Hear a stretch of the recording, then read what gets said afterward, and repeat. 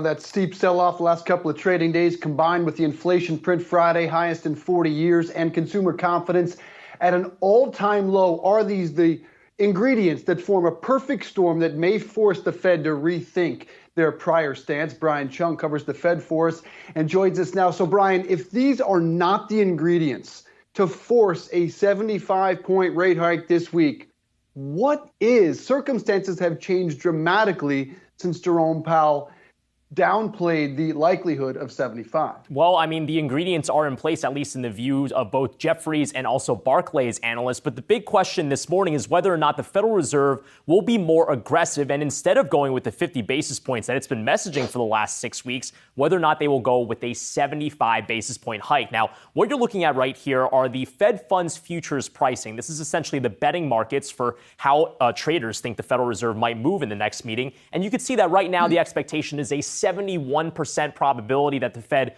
will go with that 50 basis point increase in Wednesday's meeting that we've been hearing of. But this is what we're watching here, the 75 basis point increase, 0.75%. You're seeing markets pricing in a 29.2% chance of this. And I want to reference this by noting that before the inflation print that showed the highest pace of price increases since March of 1981, we got that on Friday morning, the odds of a 75 basis point increase were only 3%.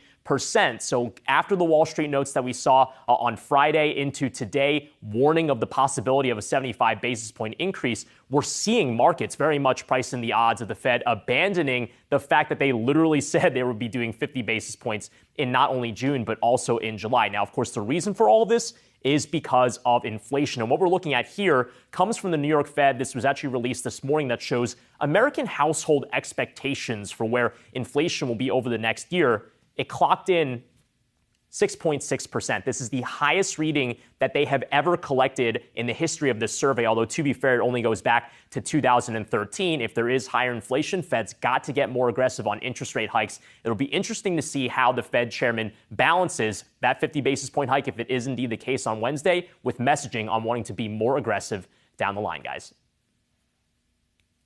All right, thank you to our very own Brian Cheung there for that update.